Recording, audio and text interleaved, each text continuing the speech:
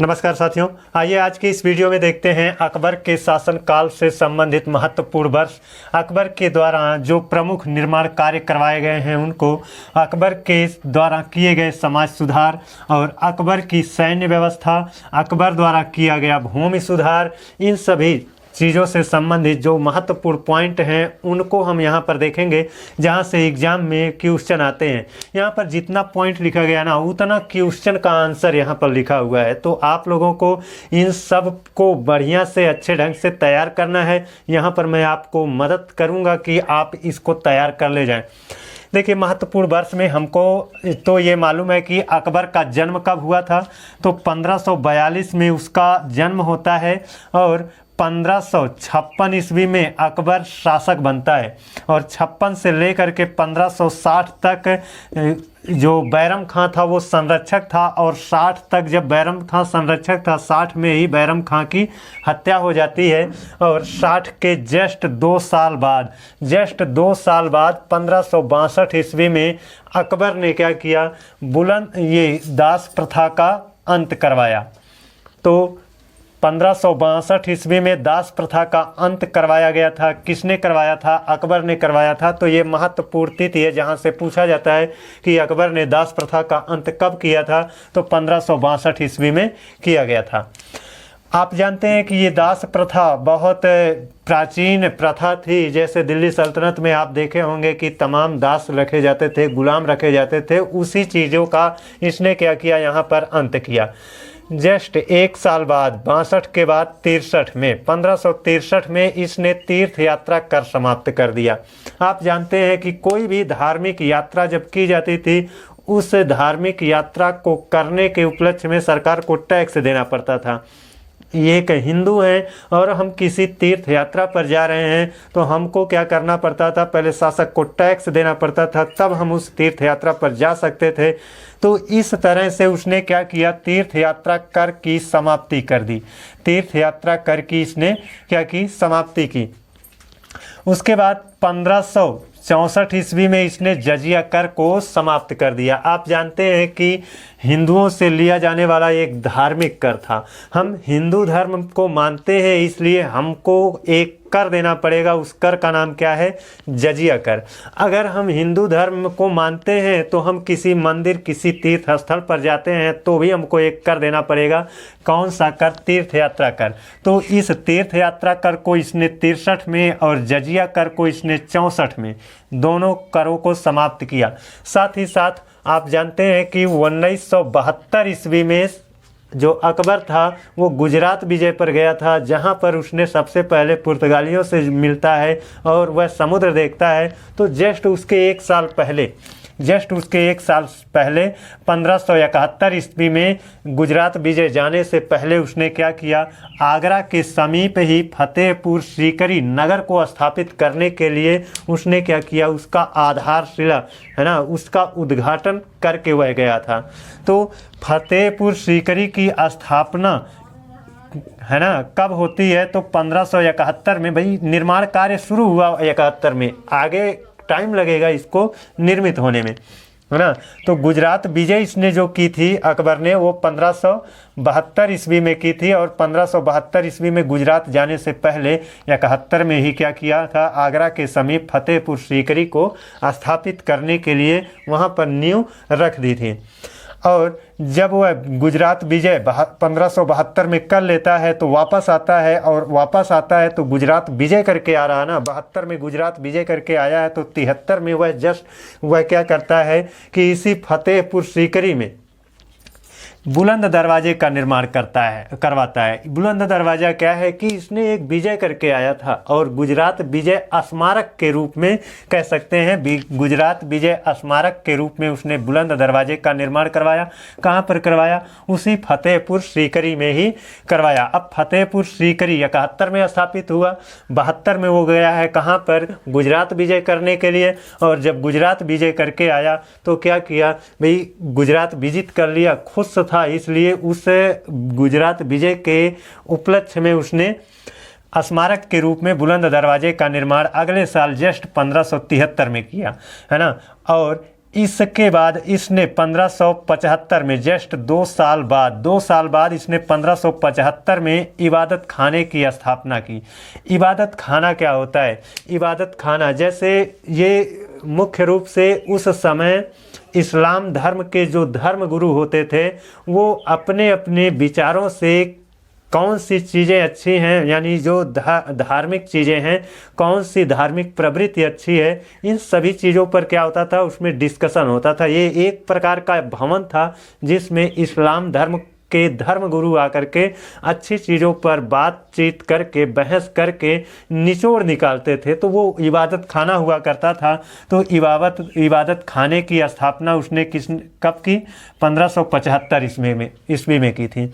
अब इबादत खाना था तो ये इबादत खाना एक प्रकार का भव्य महल है जिसमें धर्म गुरु आकर के धर्म से संबंधित बातें करते हैं। तो उसमें केवल इस्लाम धर्म के लिए धर्म के गुरु जा सकते थे, लेकिन उसने जस्ट 3 साल बाद क्या किया, इस्लाम धर्म, इस इबादत खाने में केवल और केवल इस्लाम धर्म के धर्म गुरु नहीं रहेंगे, अन्य धर्म के धर्म गुरु ही आ सकते हैं, यानी सभी धर्मों के लिए इसने इसको क्या किया, खोल दिया। तो इबादत खाने की स्थापना हुई है 1575 में, और 3 साल बाद उस इबादत खाने को सभी धर्म के लोगों के लिए खोल दिया जाता है।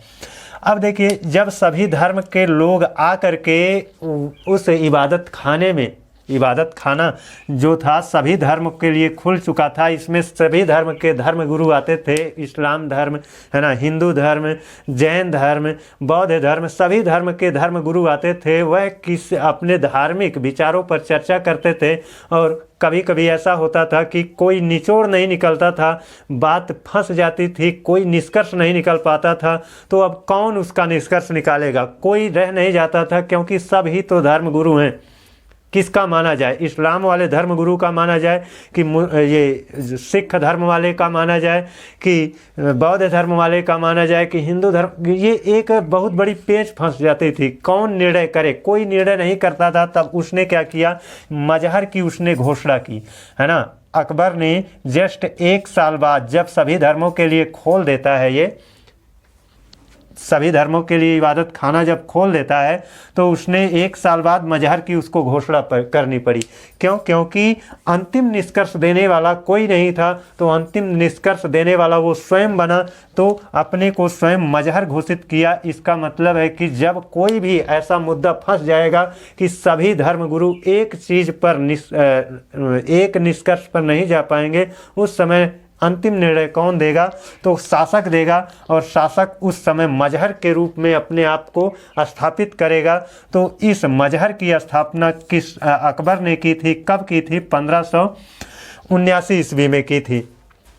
जस्ट इसके 1 साल बाद 1580 ईस्वी में इसने क्या किया, दहसाल बंदोबस्त को लागू किया। आप जानते हैं कि अकबर के शासन काल में टोडरमल ने क्या किया, इस दहसाल बंदोबस्त को लागू किया था। दहसाल बंदोबस्त होता क्या है, इस चीज़ को पहले समझ लीजिए। दहसाल इसके नाम में ही समाहित है। 10 साल मतलब 10 साल, 10 साल। तो 10 वर्ष का जो समय है, इस 10 वर्ष के अंतर्गत मान लो मैं एक किसान हूँ और 10 साल मैंने खेती किया। 10 साल मैंने जितना खेती किया, हर साल उसका लेखा जोखा रखा जाता था, और जब 10 साल पूरा हो जाता था तो क्या किया जाता था, 10 साल का औसत निकाल लिया जाता था, और उस औसत का क्या किया जाता था, 1/3 हिस्सा हमको कर देना पड़ता था। तो दहसाल बंदोबस्त ये एक प्रकार का क्या था, एक प्रकार का भूमि कर था। दहसाल बंदोबस्त ये एक प्रकार का भूमि कर था, जिसको किसने लागू किया था, टोडरमल ने लागू किया था। और इसका अर्थ होता है 10 साल में उपजाया गया कुल अनाज का औसत निकाल करके उसका 1/3 हिस्सा शासक को कर के रूप में देना पड़ता था। उसी को दहसाल बंदोबस्त कहा जाता है, जो कि एक प्रकार का भूमि कर होता है। अब देखिए, आगे तुम्हारा 2 साल बाद दीन इलाही धर्म की स्थापना होती है। इस अकबर के द्वारा दीन इलाही धर्म की स्थापना होती है। एग्जाम में कई बार ये पूछा गया है कि दीन इलाही धर्म की स्थापना किसने की थी? अकबर ने की थी। कब की थी? 1582 ईस्वी में इसने दीन ए इलाही धर्म की स्थापना की थी। आप जानते हैं कि जो अकबर है ये अपने दरबार में सभी धर्म गुरुओं को आमंत्रित करता था, मतलब ये जो इबादत खाना था उसमें आकर के रहते थे। तो इसने ये सोचा कि सभी धर्मों में कुछ न कुछ क्या है, कुछ न कुछ कमियां हैं। इस वजह से उसने एक नए धर्म को बढ़ावा देने के उद्देश्य से, यानी एक ऐसे धर्म को बढ़ावा देने के उद्देश्य से कदम उठाया जो दोष रहित हो, जिसमें कोई कमी ना हो, सब अच्छा ही अच्छा हो। तो इस उद्देश्य से उसने क्या किया, एक धर्म की स्थापना की, दीन ए इलाही धर्म, है ना। तो इसकी स्थापना कब की गई थी? 1582 ईस्वी में की गई थी।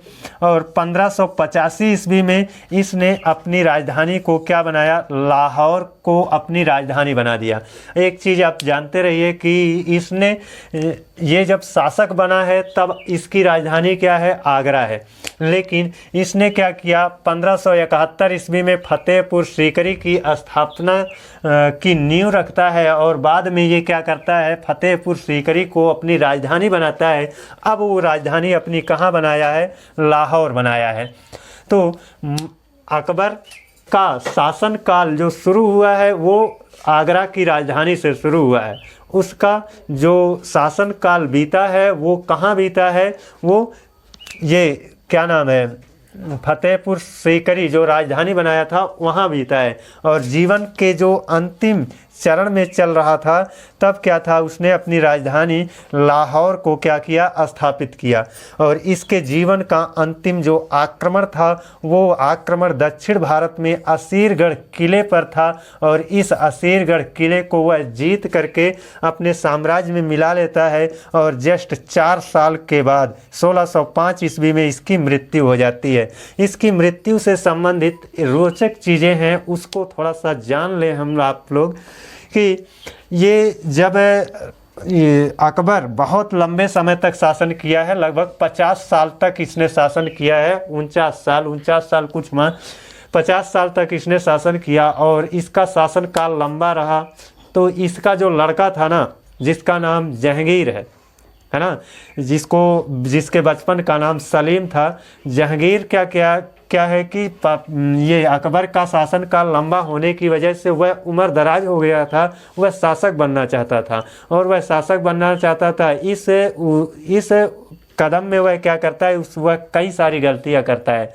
क्योंकि अकबर का एक ही लड़का था जहांगीर, जिसके बचपन का नाम सलीम था। और वो सलीम चिश्ती के दरगाह पर वो जा कर के मन्नत बहुत मांगा था, तब जा कर के वो पैदा हुआ था। इतनी मेहनत से वो लड़का पैदा हुआ था। और वो लड़का इसके जीवन के अंतिम समय में इसके विरुद्ध बगावत करने लगता है। बगावत कैसे करने लगता है कि अकबर के ही दरबार में रहा करते थे अबुल फजल, जिसमें उन्होंने क्या किया है, अबुल फजल जो कि अकबरनामा की रचना किया है, उस अबुल फजल की हत्या कौन करवाया था, ये सलीम करवाया था। इस अकबर का लड़का जो बाद में जहांगीर नाम से शासक बनता है, उसने करवाया था वीर सिंह बुंदेला को कह करके।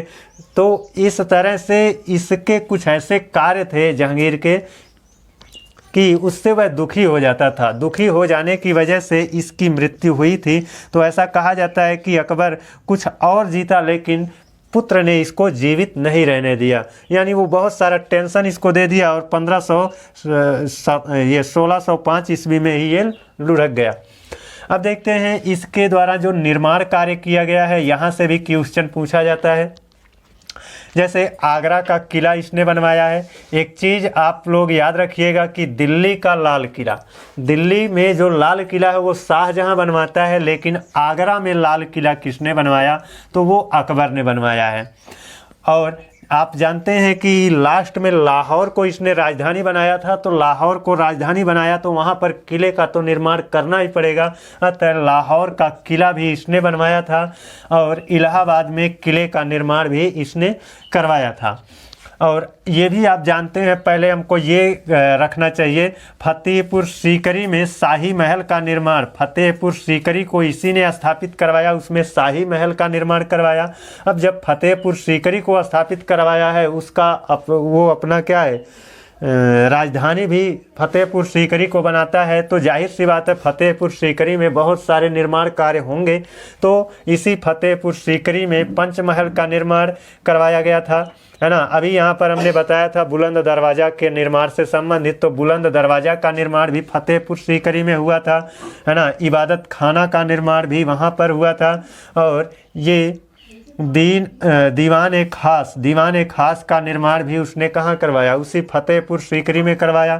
जोधाबाई का महल भी फतेहपुर सीकरी में करवाया गया। हुमायूं का मकबरा ये आपका दिल्ली में करवाया गया।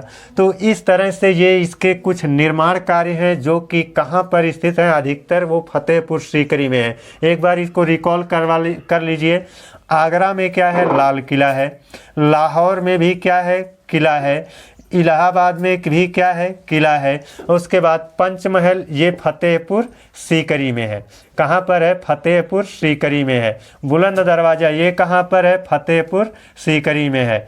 इबादत खाना यहाँ पर फतेहपुर सीकरी में नहीं है, ये शायद दिल्ली में है ना। दीवान एक खास ये भी कहाँ पर है, दिल्ली, ये फतेहपुर सीकरी में है। जोधाबाई का महल ये भी कहाँ पर है, फतेहपुर सीकरी में है। हुमायूं का मकबरा ये कहाँ पर है, दिल्ली में। तो आशा करता हूँ कि इसको आप तैयार करने का प्रयास करेंगे। मैं कुछ ऐसे टिप्स एंड ट्रिक्स इसमें शामिल कर रहा हूँ जिससे आपका थोड़ा अनुमान बढ़ सके कि आपको ये याद हो जाए, है ना। कुछ ना कुछ अनुमान आपका बढ़ जाता है कि शायद ये यहीं पर होगा।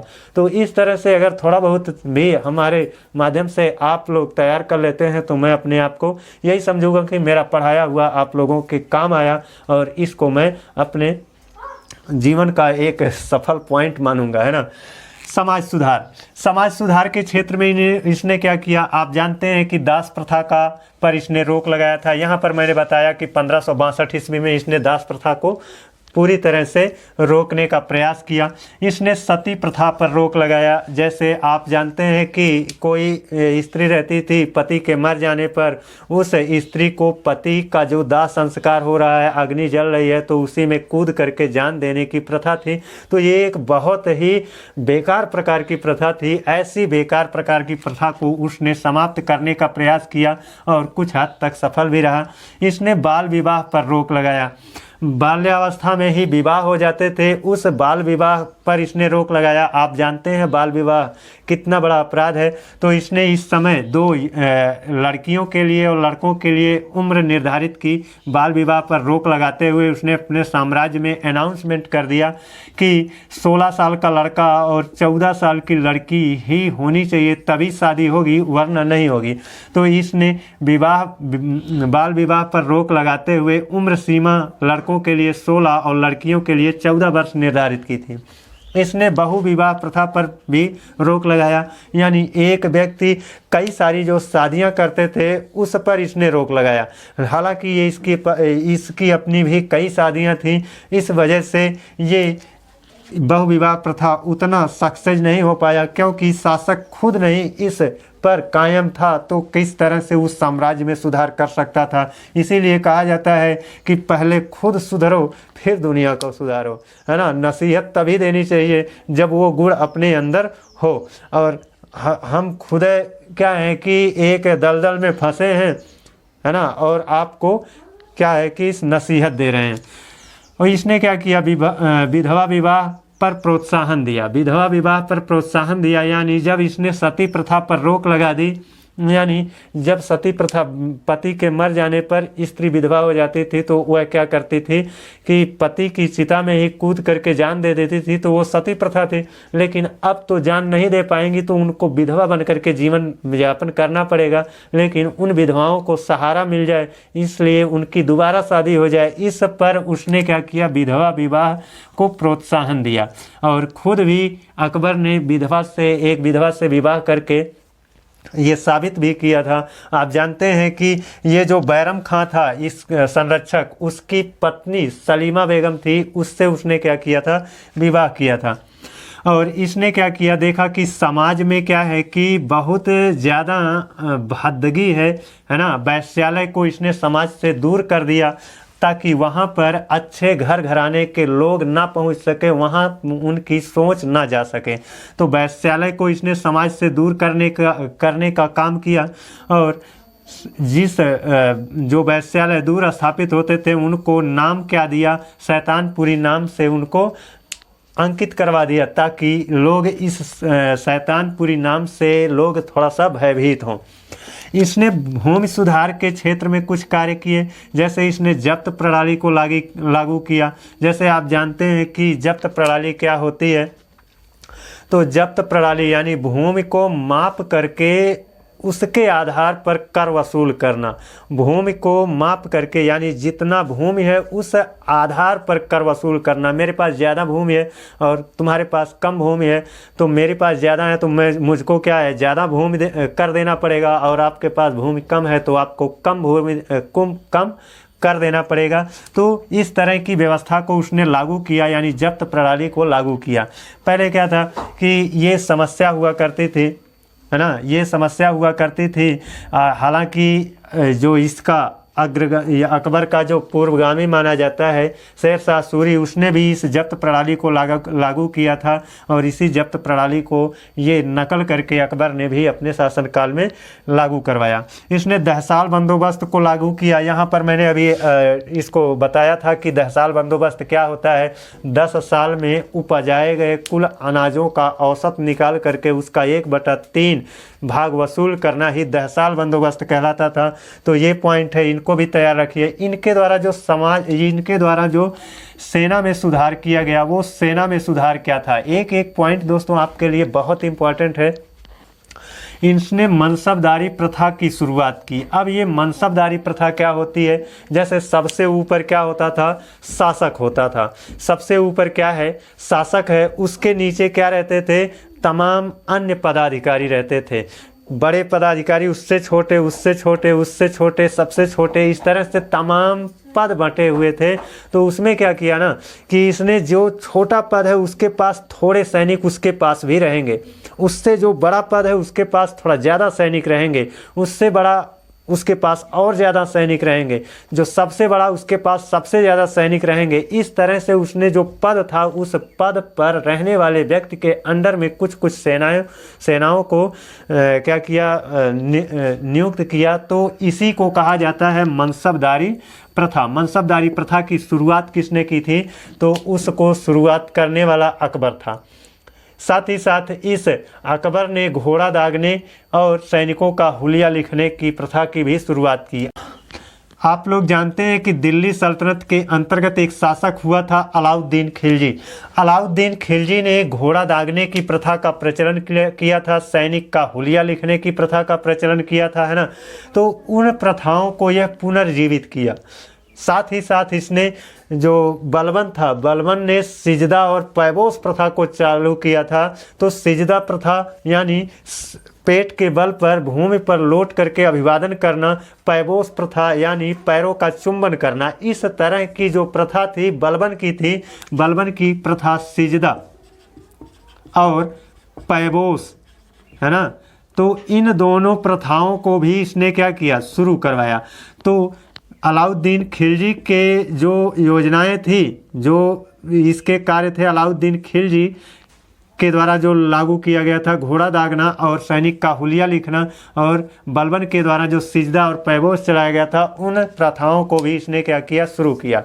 और इसके दरबार में चित्रकारी से संबंधित कुछ क्वेश्चन पूछे जाते हैं कि अकबर के दरबार में कौन कौन से चित्रकार रहा करते थे। तो दशवंत, अब्दुल समद और बसावन, दशवंत, अब्दुल समद और बसावन, ये 3 चित्रकार थे जो अकबर के दरबार में चित्रकारी किया करते थे। यहाँ से क्वेश्चन ऐसे भी पूछा जाता है कि चित्रकला की शुरुआत करने वाला मुगल बादशाह कौन था। तो चित्रकला की शुरुआत हुई थी अकबर के शासनकाल में, और अकबर के लड़के जहांगीर के शासनकाल में चित्रकला अपने चरमोत्कर्ष पर पहुंच गई थी। तो ये दोनों पॉइंटों को याद रखना है कि चित्रकला की शुरुआत किसने की थी, तो अकबर ने की थी, और चित्रकला अपने चरमोत्कर्ष पर कब पहुंची, तो जहांगीर के शासनकाल में वो अपने चरमोत्कर्ष पर पहुंची थी। तो चित्रकार इसके दरबार में दशवंत, अब्दुल समद और बसावन रहते थे। आइए अकबर के दरबारी संगीतज्ञ से कुछ पॉइंट को देखते हैं। दरबारी संगीतज्ञ, इस अकबर के दरबार में जो संगीतज्ञ थे मुख्य रूप से वो कौन थे? तानसेन थे। अब तानसेन के अलावा और भी लोग थे, है ना। बैजू बावरा थे, बाज बहादुर थे, बाबा रामदास थे। तो ये 4 संगीतज्ञ इस अकबर के दरबार में दरबारी संगीतज्ञ के रूप में थे, जिसमें से मुख्य रूप से कौन है? ये तानसेन है। लेकिन इनके साथ साथ बैजू बावरा, बाज बहादुर और बाबा रामदास, इनको भी जानते रहिए। देखिए एक और संगीतज्ञ हैं जिनका नाम है हरिविजय सूरी। क्या नाम है? हरिविजय सूरी। ये हरिविजय सूरी संगीतज्ञ तो थे, लेकिन कभी भी अकबर के दरबार में आकर के अपने संगीत को प्रस्तुत नहीं किए। ये तानसेन और हरिविजय सूरी दोनों एक ही गुरु के यहाँ से ज्ञान संगीत की शिक्षा प्राप्त किए थे। तो तानसेन से जब हरिविजय सूरी के बारे में जानकारी मिलती है अकबर को, तो अकबर क्या करते हैं कि इस हरिविजय सूरी को अपने दरबार में बुलाते हैं। हरिविजय सूरी ने इनकार कर दिया। इन्होंने कहा कि मैं अपने प्रभु के लिए गाता हूँ, अब मैं किसी के दरबार में आकर के संगीत नहीं प्रस्तुत करूँगा। मैं जो गाता हूँ अपने प्रभु के लिए गाता हूँ। जिसको मेरा संगीत सुनना है, मेरे भजन सुनने हैं, वो मेरे दरबार में, मेरे कुटिया में आकर के सुने। मैं किसी के दरबार में जा कर के संगीत नहीं प्रस्तुत करूंगा, क्योंकि मैं जो प्रस्तुत करता हूं वो मैं अपने प्रभु के लिए गाता हूं। तो इस तरह से अकबर इनसे बहुत प्रभावित हुए और अकबर इनके कुटी में जा कर के बैठ कर के हरिविजय सूरी के संगीत को सुना करते थे। और हरिविजय सूरी को एक उपाधि भी दिए थे, जगत गुरु की उपाधि। जगत गुरु की उपाधि अकबर ने किसे दिया था? तो हरिविजय सूरी को दिया था। और ये हरिविजय सूरी कभी भी अकबर के दरबार में आकर के अपने संगीत को प्रस्तुत नहीं करते थे, है ना। इसके साथ साथ ये भी जान लीजिए कि जब संगीत की बात आई है तो अकबर नक्कारा बजाने में यानी नगाड़ा बजाने में सक्षम था। अपने आप को वह निपुण मानता था नगाड़ा वादक में, है ना। तो यहाँ से भी क्वेश्चन पूछा जाता है। अच्छा, एक चीज़ यहाँ पर हरिविजय सूरी को जगत गुरु की उपाधि दी गई थी, तानसेन को कंठाभरण विलास की उपाधि दी गई थी। इसको कंठाभरण विलास की उपाधि तानसेन को दिया था अकबर ने, और हरिविजय सूरी को जगत गुरु की उपाधि दिया था। अब चलिए यहाँ पर अकबर के जो नवरत्न हैं, नवरत्न में से नवरत्न हैं जितने लोग हैं, 9 के 9 लोगों से संबंधित एक कुछ ना कुछ पॉइंट हैं जो कि एग्जाम में पूछे जाते हैं। उन सभी पॉइंटों पर भी हम लोग चर्चा करते हैं। आइए अकबर के नवरत्नों से संबंधित महत्वपूर्ण बिंदुओं पर देखते हैं। अकबर के दरबार में 9 विद्वान रहा करते थे, उन्हीं को नवरत्न की संज्ञा दी गई है। और उन नवरत्नों का नाम है, पहले नंबर पर बीरबल, दूसरे तानसेन, तीसरे अबुल फजल, चौथे फैजी, 5वें हैं अब्दुल रहीम खान खाना, 6वें टोडरमल, 7वें मान सिंह, 8वें मुल्ला दो प्याजा, 9वें हैं हकीम हुमाम। तो ये 9 रत्न, 9 बुद्धिमान इनके दरबार में रहा करते थे, जो उनको सलाह मशवरा दिया करते थे। आप जानते हैं कि अकबर एक अनपढ़ शासक था लेकिन योग्य शासक था। इन 9 रत्नों के बदौलत वह योग्य बना था। इन 9 रत्नों के सलाह, सहयोग और इनसे विचार विमर्श करके यह अच्छी अच्छी योजनाओं को लागू करके सफल शासक बना था। तो अकबर के ये 9 रत्न, इसमें पहले हम कभी ये बीरबल को देखेंगे। तो बीरबल से क्वेश्चन पूछा जाता है कि बीरबल के बचपन का नाम क्या था, या फिर बीरबल का जो वास्तविक नाम था वो क्या था। तो बीरबल का जो वास्तविक नाम या बचपन का नाम है वो था महेश दास। महेश दास इनके बचपन का नाम था। और ये बीरबल अकबर के काफ़ी प्रिय थे। अकबर से इनका बहुत घनिष्ठता था। ऐसा कहा जाता है कि आप तो ये भी जानते होंगे कि अकबर और बीरबल की कितनी सारी कहानियाँ, कितने सारे तर्क वितर्क आपके सामने उपलब्ध होते हैं। बहुत सारे तर्क वितर्क, उनकी कहानियों को आप लोगों ने पढ़ा होगा। तो उससे अनुमान लगा सकते हैं कि बीरबल अकबर के बहुत प्रिय हुआ करते थे और वो उनके बहुत खास थे, बहुत करीब थे। और अकबर ने जो दीन ए इलाही धर्म को स्थापित किया था, उस दीन ए इलाही धर्म को स्वीकार करने वाले बीरबल एकमात्र हिंदू थे। कहा जाता है कि यही दीन ए इलाही धर्म को स्वीकार करने वाले ये प्रथम एवं अंतिम हिंदू थे। दीन ए इलाही धर्म में कुल 18 लोग ने ही इस दीन ए इलाही धर्म को स्वीकार किया था। उसमें एक थे कौन? ये बीरबल।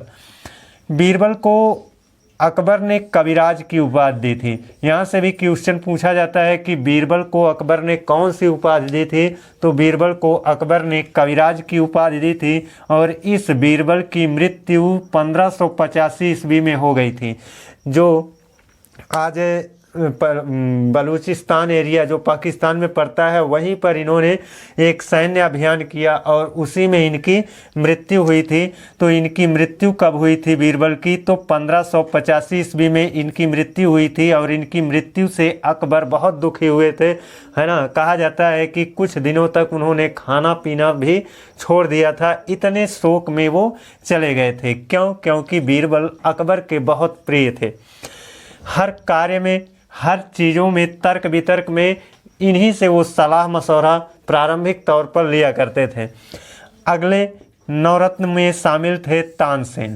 तानसेन आप जानते हैं कि ये संगीत के क्षेत्र में काफ़ी उपलब्धि प्राप्त किए थे। अकबर के दरबार में ये संगीत प्रस्तुत किया करते थे। इनके बचपन का नाम क्या था? तो रामचंद्र पांडुरंग इनके बचपन का नाम था। अकबर ने इनको कंठाभरण बाणी विलास की उपाधि दी थी। ये संगीत प्रस्तुत करते थे, बहुत मधुर संगीत प्रस्तुत किया करते थे। इसी वजह से इनको अकबर ने कंठाभरण बाणी विलास की उपाधि दी थी। और ये तानसेन की कुछ रचनाएं हैं जो कि यहाँ एग्ज़ाम में पूछ लिया जाता है, जैसे मियाँ की टोंडी, मियाँ का मल्हार, मियाँ का सारंग और दरबारी कान्हरा। ये 4 महत्वपूर्ण रचनाएं इनकी हैं जो कि एग्ज़ाम में पूछी जाती हैं। तो आशा करता हूं कि इन 2 नवरत्नों को आप लोगों ने भली भांत समझ लिया होगा। अब चलते हैं तीसरे नवरत्न, अबुल फजल। अबुल फजल ये भी अकबर के बहुत ज़्यादा प्रिय थे। बीरबल के बाद अगर कोई प्रिय था तो वो अकबर का प्रिय कौन था? अबुल फजल। अबुल फजल ने अकबर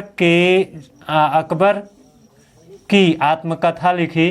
क्या नाम था उसका? अकबरनामा था। जिस अकबरनामा का जो तीसरा भाग था उसको आईने अकबरी के नाम से भी जाना जाता है। तो अकबरनामा की रचना किसने की? कई बार एग्जाम में पूछा गया है। तो अकबरनामा की रचना अबुल फजल ने की, जो कि अकबर के दरबारी कवियों में थे, उनके नवरत्नों में शामिल थे। और इस अबुल फजल की हत्या हुई थी 1602 ईस्वी में। हत्या कैसे हुई थी? ये जो अबुल फजल हैं, आप जानते हैं कि अकबर एक लंबे समय तक शासन किया, और उस समय जब लंबे समय तक शासन किया तो उसका पुत्र जो था वो काफ़ी बड़ा हो चुका था। वो अपने पिता के साम्राज्य को प्राप्त करना चाहता था, यानी वो राजा बनना चाहता था, शासक बनना चाहता था। इस दिशा में उसने कुछ ऐसे व्यवहार किए जिसमें अबुल फजल ने उस जहांगीर का साथ नहीं दिया, और जहांगीर का साथ न देने की वजह से जहांगीर ने वीर सिंह बुंदेला को आदेश दिया कि वह किसी तरह से अबुल फजल की हत्या कर दे। और वीर सिंह बुंदेला ने क्या किया? अबुल फजल की हत्या कर दी। अकबर के लड़के का नाम सलीम था, जो कि जहांगीर के नाम से शासक बना था। उसी ने आदेश दिया था अबुल फजल की हत्या करने के लिए वीर सिंह बुंदेला को, और वीर सिंह बुंदेला ने जहांगीर के कहने पर अबुल फजल की हत्या कर दी। और ये जो अबुल फजल है ये भी अकबर के प्रिय थे। और ये ऐसा दौर था जब बहुत ज़्यादा वृद्ध हो चुका था कौन? अकबर। उसी समय इनकी हत्या की गई। इससे भी अकबर बहुत दुखी हुए और उन्होंने अन्न जल त्याग दिया, और कुछ दिनों तक वो काफ़ी शोक में रहे।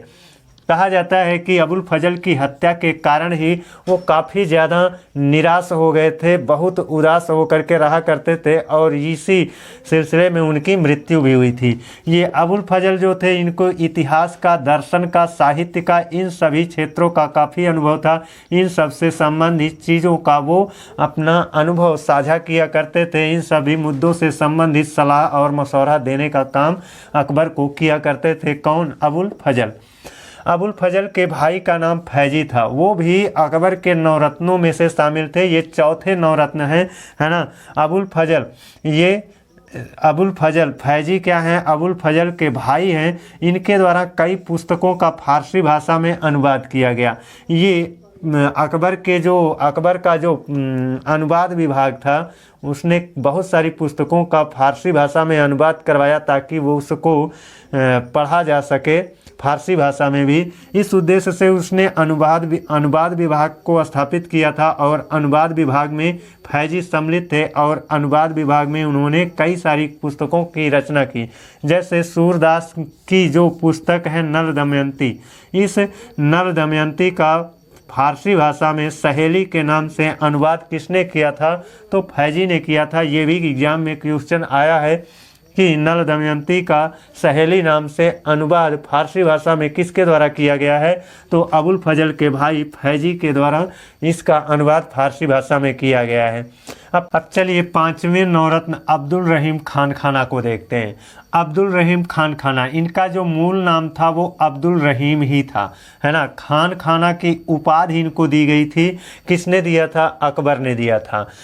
ये जो अब्दुल रहीम हैं, ये बैरम खां के पुत्र थे।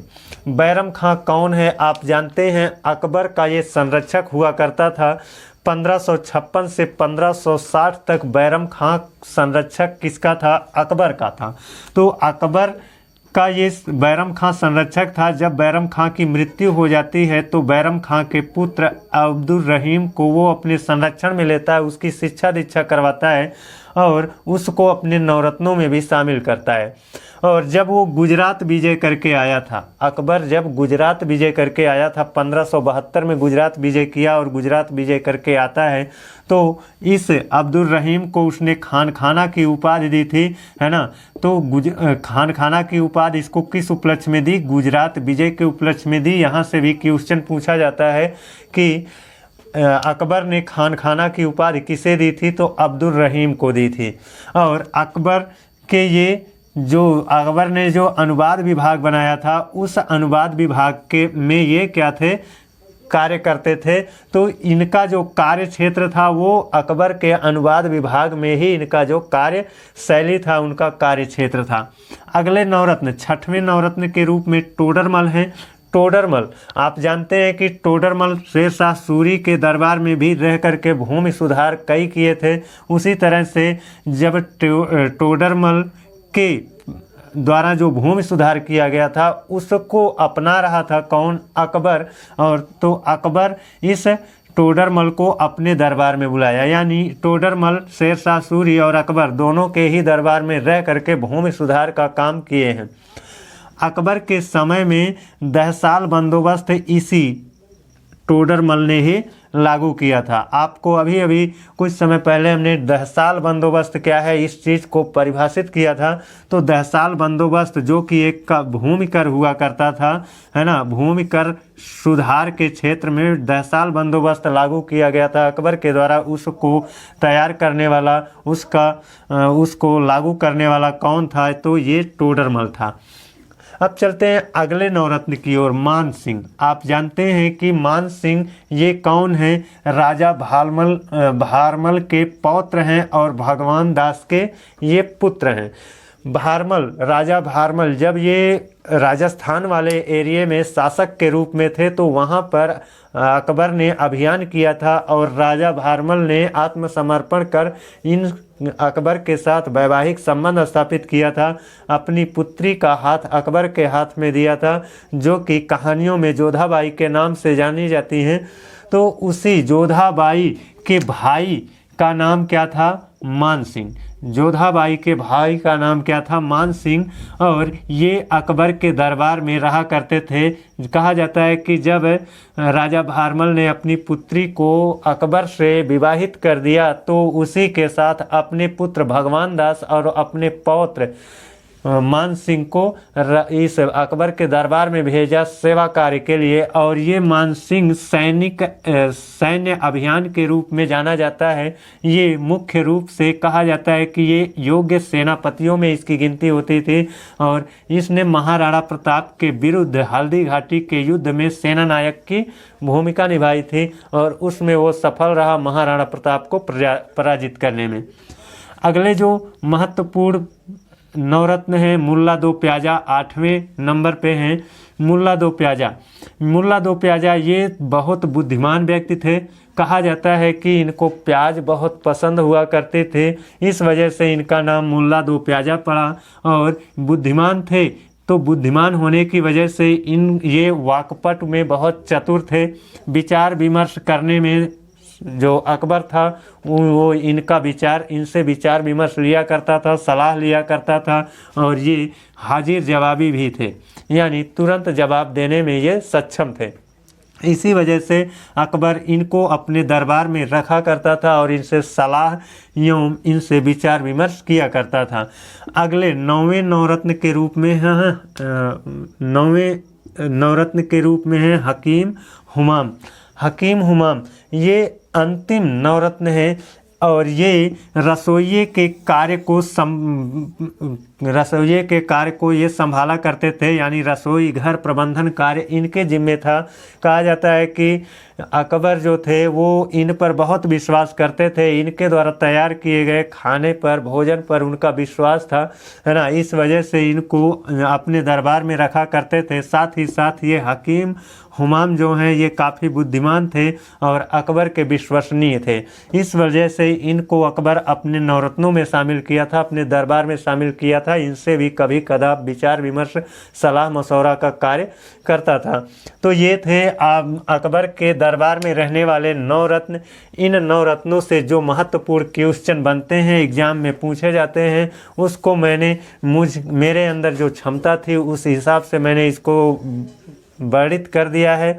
आप लोग इसको तैयार कर लीजिएगा। निश्चित ही यहाँ से कभी ना कभी आपको किसी न किसी पेपर में निश्चित रूप से एक आध क्वेश्चन जरूर मिलते होंगे। तो आज के लिए बस इतना ही। अगले दिन आप लोगों से एक नए टॉपिक के साथ एक नए वीडियो में मिलते हैं। तब तक के लिए धन्यवाद।